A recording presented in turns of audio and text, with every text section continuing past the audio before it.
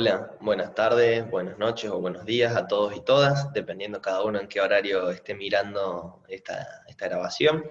Mi nombre es Agustín Lana Lardone, yo soy médico, estoy haciendo la residencia de oftalmología en mi primer año, estoy en la clínica de ojos Reyes Jovelina.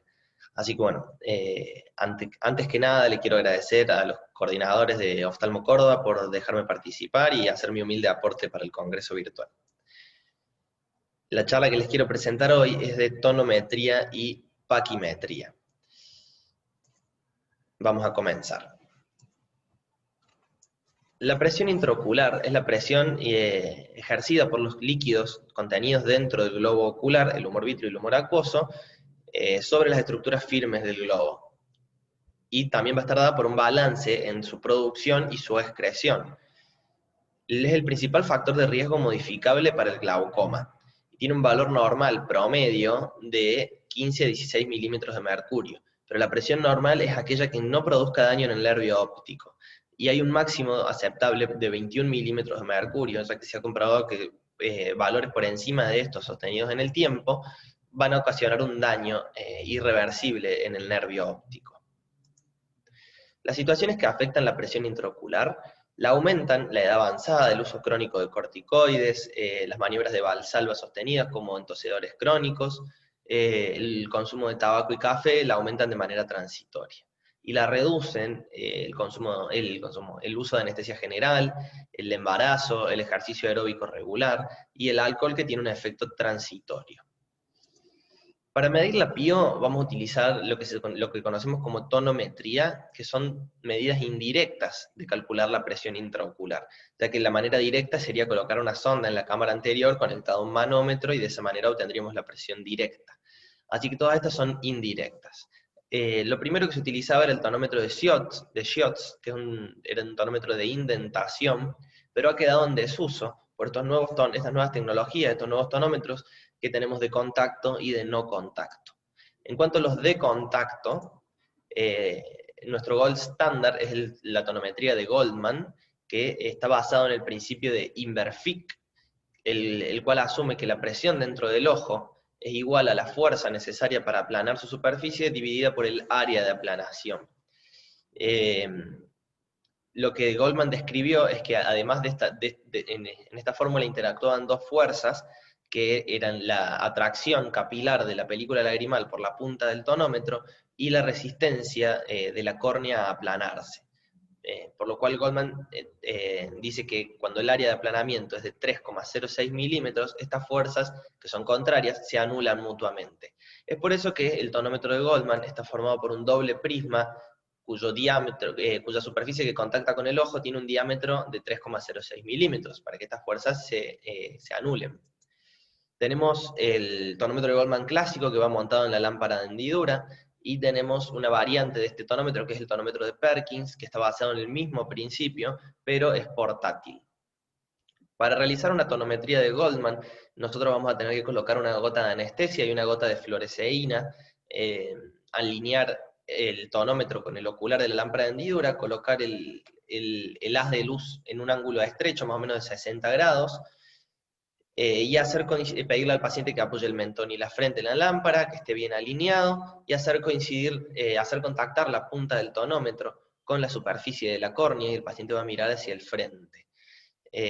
Nosotros ahí vamos a ver dos semicírculos, vamos a ver estas imágenes que se forman como en A, B y C, y vamos a intentar que estos semicírculos tengan el mismo tamaño, y vamos a girar la escala del tonómetro hasta que los semicírculos contacten por su borde interno. También es importante tener en cuenta el grosor de estos semicírculos. Como en imagen A, que lo vemos muy gruesos, deberíamos en este caso limpiar la punta del tonómetro, y en la imagen B, por ejemplo, que están muy finos, ahí habría que instilar más fluoresceína. Un resultado correcto, una medición correcta sería como vemos en la imagen C. Cuando tenemos estos semicírculos con un grosor así intermedio y contactando por su borde interno, es allí que podemos confiar en la medición que estamos tomando. La ventaja es que la tonometría de Goldman es muy precisa en condiciones ideales. La desventaja es que tiene una curva de aprendizaje para su correcta utilización y requiere colaboración del paciente, hay que instilar anestesia y fluoresceína, y al ser de contacto, esto aplica para la mayoría de los de contacto, puede producir una infección cruzada entre pacientes. Además que pierde exactitud en córneas deformadas o edematosas. Y otra desventaja es que asume una paquimetría, un grosor corneal de 540 micrones, que es un promedio, pero no es el caso que se presenta en todos los pacientes. Así que bueno, ya vamos a ver más adelante cómo sortear esta desventaja.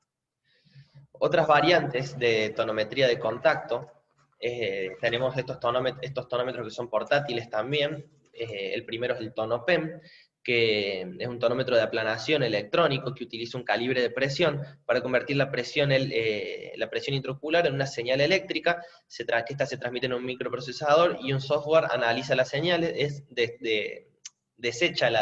rechaza las dudosas y selecciona las medidas aceptables. Más o menos realiza 4 tomas para poder tener una PIO fidedigna.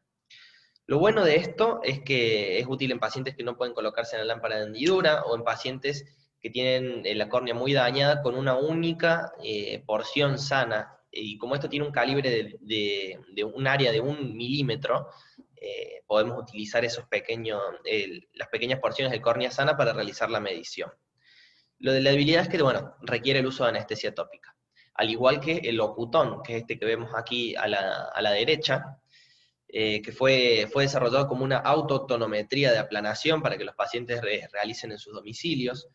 Y lo que tiene de bueno es que la aplanación es detectada automáticamente por un sensor integrado y detecta los cambios de presión. Tanto los movimientos del prisma, el área y la fuerza de las mediciones y hasta el mismo cálculo de la presión se realizan de manera automática. Y eso es lo bueno y lo novedoso que tiene el Locutón. Lo malo es que requiere anestesia tópica, por lo cual le estamos dando anestesia al paciente y eso siempre nos genera un poco de recelo. También, bueno, tiene su buena curva de aprendizaje y tiende a sobreestimar un poco la PIO en comparación con el tonómetro de Goldman. Luego, siguiendo con los de contacto, tenemos el tonómetro de Pascal, que es la tonometría de contorno dinámico, que teóricamente mide la PIO independientemente del grosor y la biomecánica corneal. Esto lo logra gracias a su superficie cóncava que se adapta a la córnea, digamos. Tiene un área de contacto con la córnea de 7 milímetros, y no está recomendable en córneas muy planas, no es recomendable en córneas muy planas, y la desventaja que tiene, además de requerir el uso de anestesia, es que la lagrimación tiene un papel muy, muy importante en las mediciones de la PIO en este aparato. Cuando hay una lagrimación excesiva, la PIO tiende a infraestimarse, y cuando la lagrimación es deficiente, tiende a sobreestimarse la presión. Bueno, el instrumento va montado en la lámpara de hendidura, como vemos en esta imagen aquí, y decimos que es muy útil post-LASIK, ya que he encontrado este estudio de la revista cubana de oftalmología, que data del 2009, donde se comparó 74 ojos post-cirugía refractiva, se tomó la presión con el Goldman y con el tonómetro de Pascal, y se concluyó que el tonómetro de Pascal es mucho más exacto cuando el espesor corneal central se aleja de lo estipulado como normal. Luego, terminando con los de contacto, tenemos la tonometría de rebote, que es el iCare, es un tonómetro de contacto, pero entre comillas. ¿Por qué? Porque utiliza lo que contacta con la córnea es una sonda que es desechable. Este tonómetro no requiere el uso de anestesia tópica, salvo en pacientes muy sensibles, y puede ser utilizado especialmente de cribado en niños. El mecanismo que utiliza es que impulsa una sonda magnetizada hacia la córnea, esta sonda en forma de varilla, y procesa la desaceleración de la misma al contactar con el ojo. Lo que procesa básicamente, hablando simple, es el rebote. A mayor rebote de la sonda, el software mide mayor presión, y a menor rebote, menor presión. Realiza 6 medidas para obtener una PIO fidedigna, y bueno, esta sonda desechable tiene un protector de plástico en la punta, para limitar el riesgo de lesión corneal. Este tonómetro también se comparó con el Goldman en un estudio en el cual se analizaron 132 ojos, y se concluyó que puede ser utilizado en la práctica clínica teniendo en cuenta que tiende a sobreestimar un poco la PIO con respecto al Goldman. Y bueno, por eso es útil especialmente en campañas de screening, no tanto para seguimiento de pacientes con glaucoma.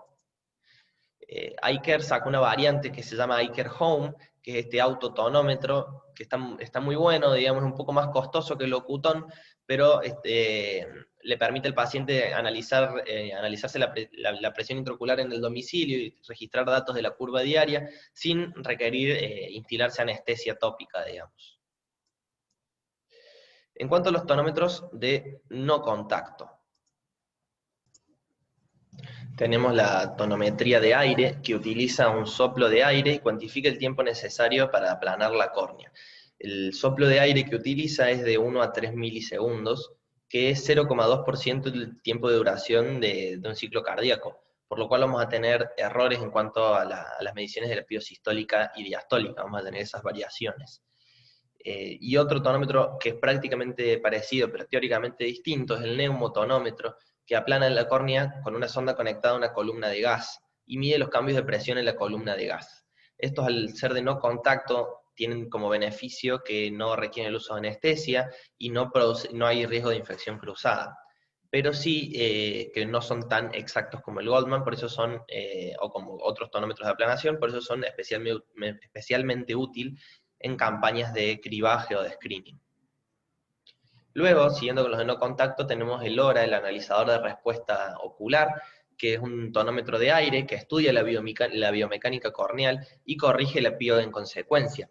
Está formado por un jet de aire y un sistema electro-óptico que está integrado por un emisor de luz y un receptor que alcanza su mayor nivel de captación cuando la córnea está planeada. El alineamiento del ojo del paciente con el equipo es totalmente automático. El jet de aire tiene 20 milisegundos de duración, es bastante mayor que los tonómetros de aire y el neumotonómetro, y produce una deformación corneal en el siguiente orden. Primero tenemos la convexidad normal de la córnea, seguida de una aplanación, seguida de una concavidad, luego vuelve la aplanación y retorna la córnea a su forma normal. Como dijimos, el receptor capta los valores cuando la córnea está aplanada, ya sea en el primer momento y en el segundo. Realiza una resta de estos dos valores y nos da un valor conocido como histéresis corneal, que es bastante reproducible a la presión intraocular del paciente. Lo que tiene de desventaja esto es que hay limitaciones tanto en la captación de señales como en el registro de las mismas, y hay gran variabilidad entre las mediciones consecutivas de un mismo paciente, y muchas veces hay que repetir las tomas, ya que es extremadamente sensible frente a un mal posicionamiento del paciente. ¿Y esto por qué lo vemos? Porque el instrumento, el ORA, no presenta mentonera, entonces es bastante difícil por ahí para los pacientes permanecer en la posición correcta. Lo bueno de esto es que sí correlaciona la PIO con las propiedades biomecánicas corneales bastante bien, cuando está bien realizado el estudio. Luego, siguiendo con los tonómetros de no contacto, tenemos la tonometría transpalpebral. Tenemos dos, el diatón y el ProView. El diatón es un tonómetro con forma de lápiz que se aplica sobre el párpado superior cerrado y nos da la presión en esta pantalla. Y el ProView es bastante novedoso porque está basado en el principio de presión fosfeno. Tiene un mecanismo de resorte y se presiona sobre el párpado superior cerrado, y la presión ejercida se lee en una escala lateral cuando el paciente percibe el fosfeno. Ninguno necesita anestesia tópica y ambos pueden ser relacionados como autotonometría, pero la verdad es que le falta precisión y hay poca evidencia que avale su uso. Y por último puse aquí de los tonómetros el Triggerfish, desarrollado por Sensimed, que es de contacto, pero como es único para cada paciente, lo puse dentro de los de no contacto, ya que no hay riesgo de infección cruzada en estos casos. Es un lente de contacto blando con un microprocesador que registra automáticamente las 24 horas del día y mide los cambios circunferenciales en la superficie córneo-escleral.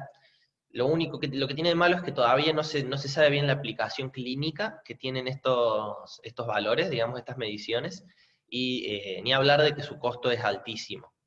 Así que bueno, concluimos que le falta evidencia para poder ser utilizado.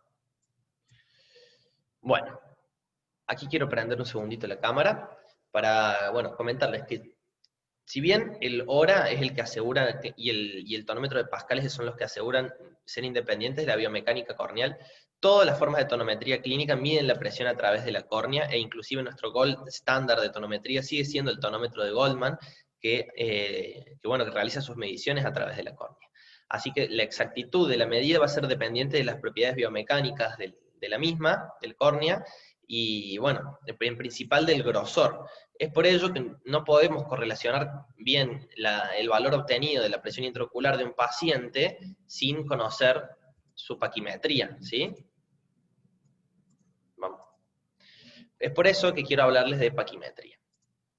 La paquimetría, bueno, es la medida del espesor corneal. El espesor corneal central tiene una media de 550, más o menos 33 micrones, y es más gruesa la córnea en la periferia, llega a 660 a 700 micras. Es una medida indirecta de la función endotelial, ya que el endotelio, como sabemos, es el encargado de mantener la córnea parcialmente deshidratada, y un endotelio que esté funcionando mal va a producir un edema corneal y va a aumentar el grosor de la misma. La paquimetría tiene su uso en distrofia de Fuchs, en pacientes pre-LASIK y post-LASIK también, en pacientes portadores de lentes de contacto, en el manejo de trasplantes de córneas, en el manejo de ectasias y en la toma de la presión intraocular, entre otras. Tenemos paquímetros ópticos, paquímetros ultrasónicos y tomografías. En cuanto a la paquimetría óptica, fue popularizada en los años 50, era un instrumento adosado a la lámpara de hendidura que utilizaba prismas divididos y medía el espesor corneal evaluando secciones oblicuas de la córnea y analizando las imágenes divididas por estos prismas, haciendo coincidir la capa epitelial y endotelial. Pero fue desplazada por la paquimetría ultrasónica desde los años 80. ¿Por qué? Porque la paquimetría ultrasónica era muy barata, altamente reproducible y mucho más fácil de realizar. En cuanto a la paquimetría ultrasónica, está basada en ondas de sonido, utiliza el ultrasonido entre 20 y 50 MHz, que son altamente reflectivas, y mide el tiempo entre dos superficies reflectantes, el epitelio corneal y el endotelio corneal. Es el gold estándar para medir paquimetría, para medir el espesor corneal, ya que, como dije recién, es muy barato, es altamente reproducible y es, dentro de todo, sencillo de realizar. Otro tipo de paquímetro ultrasónico es la ultrabiomicroscopía, que utiliza ondas de 50 MHz. El paquímetro nos va a arrojar estas ondas que vemos aquí. Muchas veces viene solo, muchas veces viene adosado, como vemos aquí en la imagen de abajo, y muchas veces viene adosado a lo que es un ecómetro. Entonces, más o menos, para poder interpretar estas ondas o saber qué es lo que vemos en el ecómetro y no guiarnos siempre solamente por el valor, vamos a tener un primer pico, que está dado por la sonda, un segundo pico, que es la córnea, con una segunda onda con dos pequeños picos, el endotelio y el epitelio y el endotelio. Luego le sigue la superficie, la cara anterior del cristalino, su cara posterior, una meseta grande, la retina, la esclera y pequeñas ondas que son de la grasa orbitaria. Por último, también para medir la paquimetría, tenemos lo que son las tomografías corneales, que nos realizan una reconstrucción tridimensional de la córnea a través de distintos métodos ópticos, ya sea vía videoqueratografía computarizada como el Orbscan, vía cámara rotatoria Scheimpflug como el Pentacam o el Galilei, y por último, vía tomografía de coherencia óptica de segmento anterior, como el OCT que vemos aquí abajo de 6. Lo que tiene de bueno es que analiza la superficie anterior y posterior de la córnea y realmente nos arroja mucha más información que solo el valor paquimétrico, pero cuando queremos conocer paquimetría solamente, estos estudios son bastante costosos y complejos, entonces no es el gold estándar y muchos médicos oftalmólogos siguen eligiendo la paquimetría ultrasónica para realizar sus estudios. En cuanto a la relación de paquimetría y tonometría, que era básicamente el sentido de esta charla, tenemos varios estudios que nos han ido proponiendo diferentes hipótesis, que se han ido algunas rechazando mutuamente, hasta lo que consideramos hoy en día. Lo primero que fue propuesto por el Ocular Hypertension Treatment Study en el 2002, que destacaba o proponía que una paquimetría delgada se asociaba con que un riesgo de que la hipertensión ocular se transforme en glaucoma. Pero unos años después, el Early Manifest Glaucoma Trial no encontró una relación entre el riesgo de progresión de glaucoma ya establecido y el espesor corneal central. Por último tenemos el AGIS, que es el Advanced Glaucoma Intervention Study, que propuso que los pacientes con glaucoma y con una paquimetría delgada presentaban un mayor daño del nervio óptico y un mayor defecto campimétrico en el campo visual.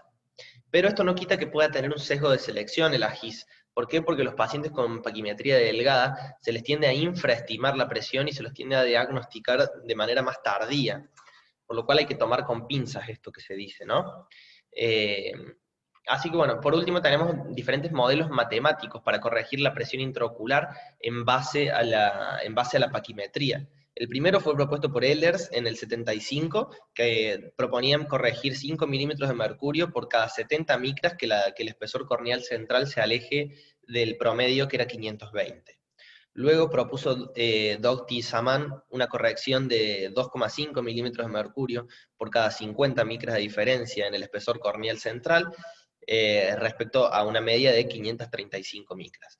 Y el último fue el de Wolf, que propuso corregir 2 milímetros de mercurio por cada 100 micras de diferencia en el espesor corneal central, también para una media de 535 micras. Pero bueno, como vemos son muy variables estos modelos matemáticos para corregir la presión en base a la PACI, y hay que tener cuidado. Por ahí es más simple agrupar a nuestros pacientes en paquimetrías delgadas, menores a 500, promedio entre 500 y 600, y gruesas mayores a 600, y así tener más o menos en cuenta las presiones intraoculares según la PACI. Para concluir, bueno, como yo lo dije varias veces, es necesario conocer la paquimetría para interpretar correctamente la presión intraocular. Hay que ser cautelosos con las fórmulas de corrección, como bien dije recién, y por ahí es mejor agrupar a los pacientes en 3 grupitos, y faltan estudios para confiar en las nuevas tecnologías, que son muy novedosas y proponen realmente cosas muy buenas, pero le falta estudios científicos para poder avalar su uso y obviamente desarrollarlas mucho mejor en algunas, como la depresión fosfeno, que es bastante novedoso, pero realmente no hay evidencia que avale. Muchísimas gracias a todos por escuchar y a la gente del Congreso por dejarme colgar esta charla, que ni se le acerca a los charlones que hay, pero bueno, no quería dejar de hacer mi humilde aporte. Que tengan muy buenas tardes todos. Ha sido para mí un gusto, y bueno, nada, estaremos en contacto. Mi nombre, como les dije, es Agustín, y gracias por escuchar.